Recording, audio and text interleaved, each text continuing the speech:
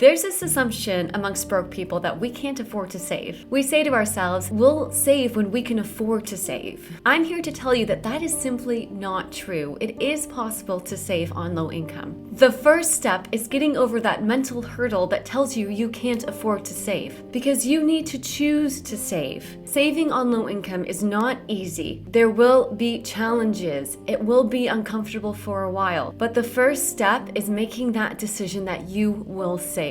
To help make that decision, you need to know your why. Your why could be anything from wanting to have a better life for your kids, to saving up for better education, or just having the means to be able to support yourself in an emergency. I have many whys, and one of them is having the peace of mind that if something were to go wrong, I won't go into debt. Having an emergency fund is essential for my mental health because I hate stressing about money. I hate lying awake at night worrying if I can afford things or not. Money to me means peace of mind. What does it mean to you? Okay, so here are some hard, cold facts. As of 2022, 42% of Americans had less than $1,000 in savings. I'm living in the UK right now, and a whopping 20% of Britons do not have anything in savings, any money at all. That is shocking. I know things are hard right now for a lot of people. So many factors have contributed to a cost of living crisis that is making it difficult for a lot of people to save. People who would have otherwise been financially secure, who have high-paying jobs, are still struggling. The fact of the matter is, we can't change this. We can't change what is going on in the world right now. We can't change these factors. All we can do is work around them. All we can do is to try and find ways to get ahead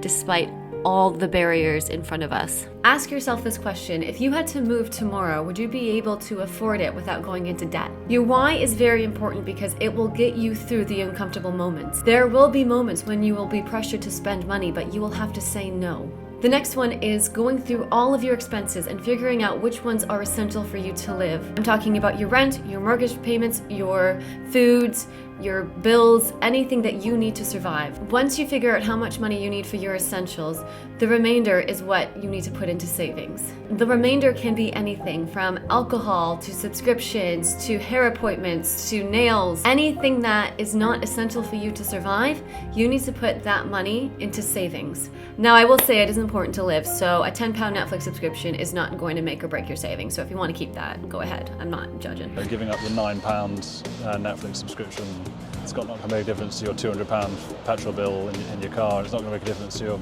£300 food shop. It's just easy advice to flip it. But if you are serious about saving on low income, and this is if you're choosing not to increase your income, because increasing your income will obviously help you faster to save money. So without increasing your income, if you are still staying on a low income and you are determined to save, this is what you need to do, because the only way you can save on low income is increasing your disposable income. So increasing the money that you have after essentials. So after bills and after rent. Something that really helped me on my journey to saving was realizing that my ego was preventing me from being able to save.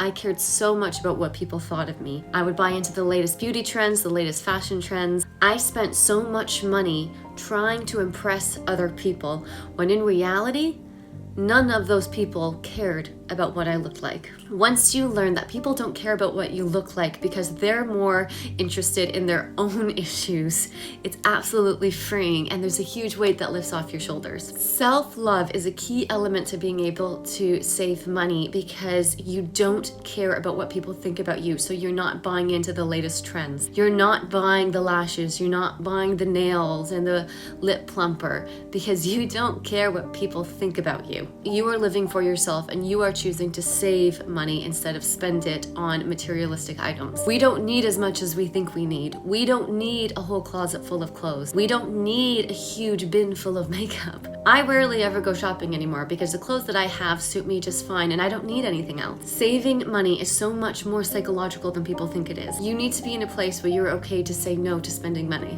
Alcohol is one of people's biggest expenses. If you can lower your alcohol spending, you will save a lot of money. Especially in big cities, alcohol is extremely expensive. I know what I'm saying is harsh, but in reality, this is the only way you can save on a minimum wage. I've sacrificed a lot of my spending to be able to save as much as I have been. I don't get my nails done anymore. I don't go to the gym anymore. I work out at home. Things like that are doable. Now, the biggest expense is your home. So if you can save money on your home, do it. Maybe try moving to a cheaper area or renting out a room in your house if you own the property. If you can save money on your home, it will be life-changing for you.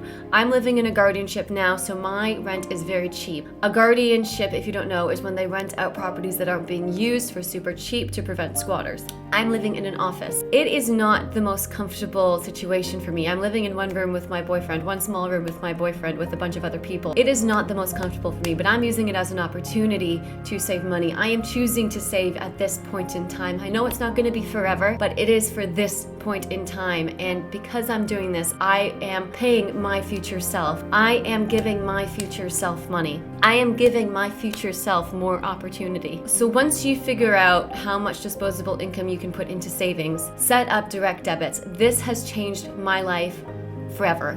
Direct debits are the best thing that you can do for your finances because it saves for you. When you get paid, set up a direct debit directly from your checkings into an external savings account. And I say external because your box standard banks, their savings accounts are notoriously low in interest. You want a high interest savings account. There are so many more options for high interest savings accounts that are not directly associated with banks. I urge you to do your research and figure out what's best for you. I'm in the UK and I use Zopa. I find their interest rates pretty high, and they have an option where you can lock your money away for an extensive amount of time, which will give you even higher interest. The other reason why you need an external bank account is because you need it as inaccessible as possible. You need your savings to be accessible in the sense you need it for an emergency, but you also don't want to spend it. The harder it is for you to access that money, the more likely you won't spend it. Honestly, if you can only afford £10 a week into an external savings account like Zopa, that is better than nothing. £10 a week is £520 in a year. That is better than nothing. £520 can be someone's rent. It could be someone's phone bill for the year. £520 can be life-changing for someone on low income. So if you're able to save that, you are already on the right track. Thank you all for watching. I hope you found this video helpful. Broke Finance is my way of bringing financial advice to people of low income because I find most of the financial advice out there on the internet is meant for people with money already and people who can't afford to invest. Typically, broke people can't afford to invest, so I'm trying to tailor that advice to people of my income bracket, people who are on low income. If you did like this video, please do give it a like, and if you wanted to follow my financial journey, please do subscribe to my channel if you wish. Okay, bye.